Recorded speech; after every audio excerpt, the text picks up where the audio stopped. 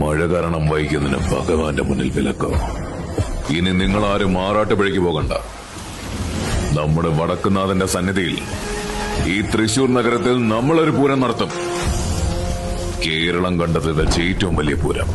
പാറമേക്കാവും തിരുവമ്പാടിയും ഉൾപ്പെടെയുള്ള എല്ലാ ക്ഷേത്രങ്ങളും ഇനി വടക്കുന്നാഥനെ വണങ്ങാൻ ഇങ്ങോട്ട് വരട്ടെ. അങ്ങനെ ശക്തൻ തമ്പുരാൻ 10 ക്ഷേത്രങ്ങളെ പാറമേക്കാവ്, തിരുവമ്പാടി എന്നിങ്ങനെ 2 വിഭാഗങ്ങളാക്കി തിരിച്ചു. വടക്കുന്നാഥനെ സാക്ഷിയാക്കി അദ്ദേഹം അന്ന് തുടങ്ങി വെച്ച ഈ മഹാമഹമാണ് നമ്മളെല്ലാവരും കാണുന്ന തൃശൂർ പൂരം. മനസ്സിലായോ? നമ്മുടെ പൂരത്തെ ഹൃദയം കൊണ്ട് ആഘോഷിക്കുന്ന നിങ്ങളെ കാണുമ്പോ അതിയായ സന്തോഷമുണ്ട്. ആഘോഷങ്ങളൊക്കെ നടക്കട്ടെ. പൂരം ഇനിയും തലമുറകൾ താണ്ടും.